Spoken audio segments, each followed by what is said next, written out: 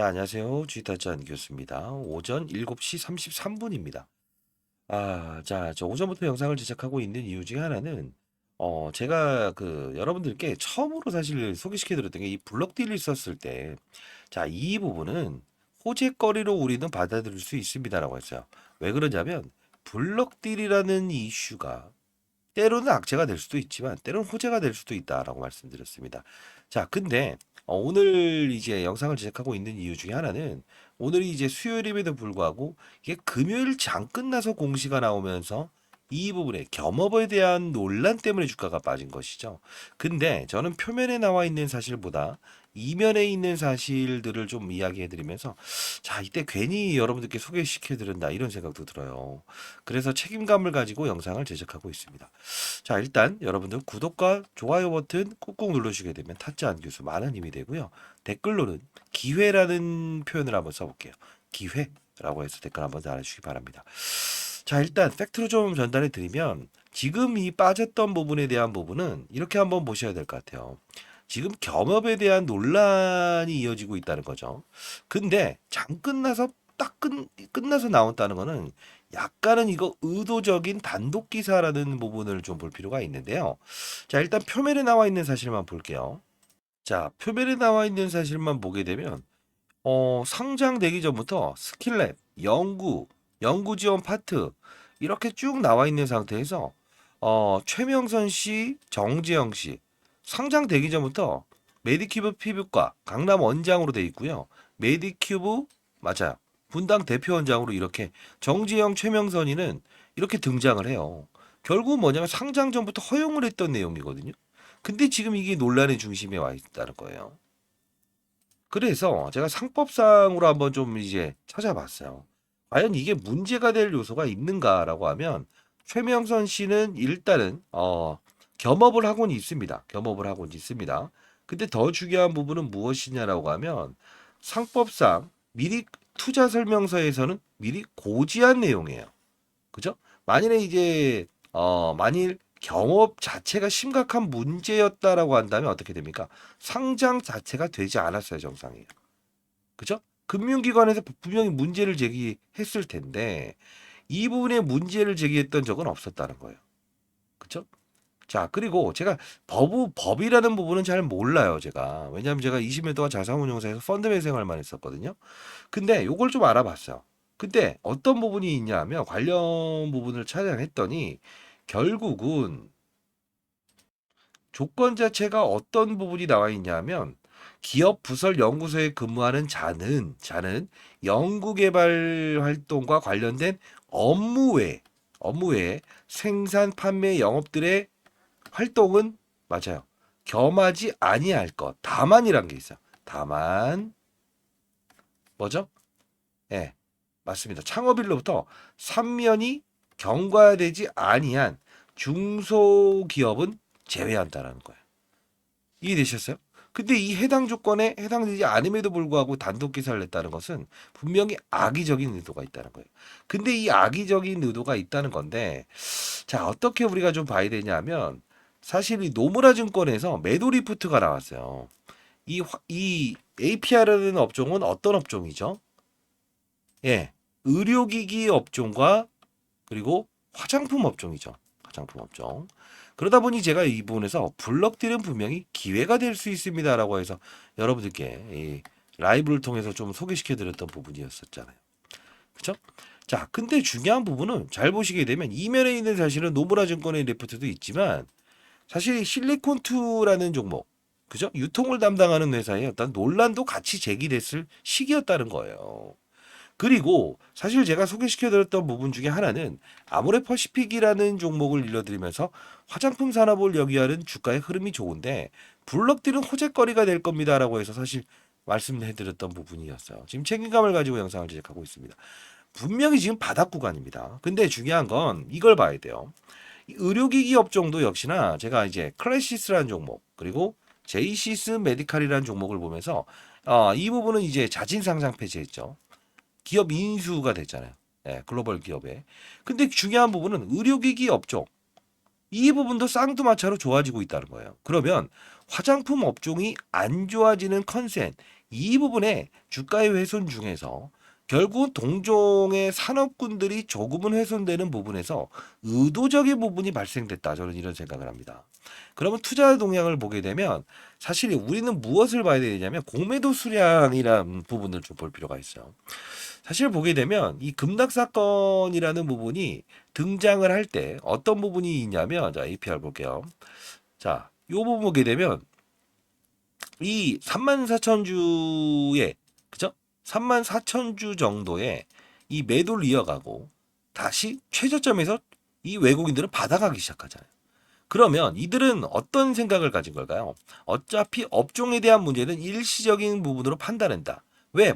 이 화장품 업종의 급락 사건이 이루어진 이유는 뭐죠? 아마존. 그죠? 아마존 이슈가 등장하면서 실리콘투의 주가를 급락시키고 실질적으로 섹터의 문제가 발생된다고 제가 미리부터 말씀드렸던 부분이에요. 근데 이 부분은 논란입니다. 다시 한번 더. 왜 그러냐면 지금 삼성전자의 주가를 보게 되면 어떻습니까? 대부분 지금 반도체 쪽으로 힘이 향하지 있지 않습니까? 엔비디아라고 하는 AI 인공지능 반도체 쪽으로. 시총 500조짜리가 움직이기 시작하면 어떤 업종은 덜어내야 된다는 거예요. 그죠? 지금 최근 보게 되면 어떻습니까? 자, HLB라는 종목, 바이오 종목들의 흐름을 보게 되면 시총 큰 종목들을 데리고 끌어올리고 그리고 뭐 최근 주가, 조금 주가 훼손이 있긴 합니다만 바이오 업종이 이렇게 오르고 있지 않습니까? 그죠? 뭐 리게캠 바이오. 여러분들이 아는 종목들 어떤 거 있어요? 뭐 유한양행, 그죠? 오스코텍. 전부 다 이렇게 급등하고 있어요.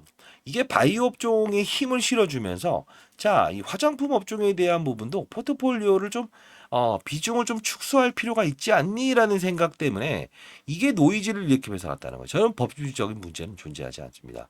근데 이 부분을 우리는 슬기롭게 다뤄야 될 필요가 있다는 거죠. 사실 여러분들께 처음으로 이제 블럭딜은 호재입니다라고 해서 했었는데 그 라이브 잠깐 보여드릴까요? 자, 라이브 들어오시는 게 조금 더 편할 것 같은데. 자, 이때 급락 나올 때인데요. 자, 이때 라이브를 진행했던 거예요. 자, 보도록 할게요. 자, 알테오젠 분명 오늘 온다고 했어요. 자, 그리고 엔캠. 자, 오늘 오른다고 했어요. 상승폭을 확대한다고 생각하지 마시고요. 자, 일단은 APR이라는 종목. 자, 봅시다. 자, 보호해수 물량인데 오늘 이 부분에서 27만 5천 원인데 무조건 더 오를 겁니다. 무조건 더 올라요. 자, 그래도 종목 여러분들 이제 라이브 채널을 개설 중에 있고요. 관심 종목을 올려드리는 승인 절차 이 부분을 지금 할 건데 여러분들 영상 끝까지 지켜봐 주세요. 자, 이 종목은 어떤 종목입니까? 쉽게 이해를 돕고자 자 보다 보면 첫 번째 맞아요. 의료기기 그리고 화장품의 합성입니다. 자, 근데 87만 주에 대한 보호해수 물량이 나오대요. 자, 이게 무슨 뜻입니까? 어차피 상장되게 되면 보호해수 물량은 따라올 수밖에 없는 부분인데 지금 오늘 이 부분은 기회로 삼아야 됩니다. 기회로 삼아야 돼요. 자, 우리가 봐야 될 부분은 이 부분입니다. 자, 결산 실적 예정. 자, 언제입니까? 5월 2일이에요. 자, 5월 1일이라고 하면 결국은 오늘 지나고 그리고 자, 이 부분이죠. 이때가 4월 29일 날짜 오전 10시 15분에 라이브를 진행했던 부분이죠. 매수 기회입니다라고 하면서 결산 실적에 대한 부분 이야기를 해드리면 블럭딜은 분명 호재입니다라고 해서 말씀드렸어요. 자, 이 긴 조정에 블럭딜을 했을 때 이렇게 반등을 주는 이날 무조건 더 오릅니다라는 이야기를 끄집어내면서 도와드렸던 부분이에요. 사실 제가 뭐 신은 아닙니다. 다만 저는 항상 시장과 산업과 업종의 분위기를 보면서 종목을 찾아야 된다라고 말씀드리죠. 그러다 보니 이제 이 당시에도 아모레퍼시픽 주가는 이미 선발적으로 대형주임에도 불구하고 이렇게 쭉 끌어올리고 시장의 전반적인 산업군들이 클래시스부터 시작해서 제이시스 메디칼의 주가는 분명히 우상향 기조에 오를 수밖에 없고 수출입 데이터가 상당 부분 호전적이다 이야기를 해드리면서 자 매수 기회를 활용합시다라고 말씀드렸어요. 사실 그래도 어느 정도 부분까지 가게 되면 일단은 이 대형주의 움직임을 보면서 우리는 파악해야 됩니다라는 이야기를 했었죠. 아마 이 APR의 최대주 아시겠지만 송중기 닮은 꼴로 상당 부분 잘 알려지지 않았습니까? 물론 지금 주가의 훼손을 일으키긴 했지만 우리 타점 한번 다시 한번 잡아보시죠. 자, 라이브 들어오시고요. 그리고 중요한 부분은 항상 중요한 부분이 이겁니다. 시장을 먼저 봐라. 오늘 이제 제롬 파월의 이제 금리라는 부분의 CPI 지수 우리나라 시각으로 따지면 아마 오늘 새벽에 있을 거예요. 그죠? 그 발표되는지 한번 여부 보고요. 그리고 산업 왜 금리 인하 그다음 동결에 따라서도 달라질 수 있죠. 산업은 뭐 해봐야 되냐면 바이오, 2차 전지, 화장품이 있다고 한다면 어느 비중을 덜어놓고 어느 비중을 들어가고 줄이고 넓히고 이 과정 있잖아요. 이때 아 반도체 쪽으로 시장에 돈이 몰리는구나 아니면 바이오 쪽으로 몰리는구나 어느 쪽으로 몰리는구나 이 판을 알고 접근을 해야 된다는 거예요. 그게 우리는 보이지 않는 손이라는 표현을 하는 거죠.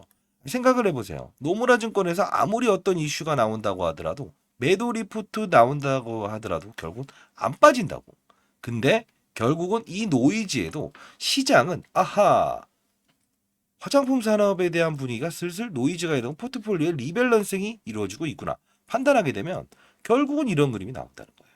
그렇죠? 자, 시장을 알고 그리고 산업을 알고 그리고 업종을 알고 종목을 찾게 되면 실수 확률을 0으로 줄 수 있고요. 종목을 보고 시장을 읽어버리게 되면 결국은 실수 확률을 반복적으로 이어나갈 수 있는 거죠. 그러나 지금은 분명히 매수 구간대긴 하지만 타점에 대한 부분을 여러분 한번 같이 잡아보는 건 어떨까요? 자, 어떻게 할까?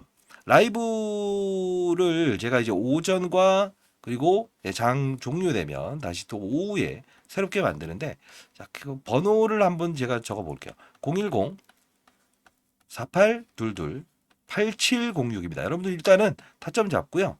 자, 이제 만일에 다른 업종이 좀 움직인다. 쉬어가는 과정이다. 접근하지 않아야 된다라고 하면 다른 업종의 분위기에 알짜 종목이 보일 때도 실시간으로 시황에 대한 부분을 좀 도와드리도록 할게요. 여러분 손실 중인 분들 걱정하지 마시고요. 자, 일단 010-4822-8706입니다. 이렇게 해서 보내주실래요? 알파벳 A 또는 뭐 A라고 해서 보내주시게 되면 제가 여러분들 뭐 구독자 여러분들이다라고 생각을 하고요. 제가 라이브 링크 주소 보내드리도록 할게요. 아시죠? 자, 여러분들 화이팅 하시고요. 결국은 뭐냐면 현금을 좀 보유하고 계셨으면 좋겠는데 그러지 않는다고 한다면 뭐랄까요? 기타 다른 종목을 보유하고 있다고 한다면 그 부분도 좀 적어서 보내주시게 되면 해법은 좀 수월할 수 있는 것 같네요. 자, 현실적인 대응 방법 여러분들 같이 한번 고민해 보도록 하시죠. 주식타 짠 교수였습니다. 감사합니다. 구독과 좋아요 꾹꾹 눌러주시고요. 아시죠? 기회입니다.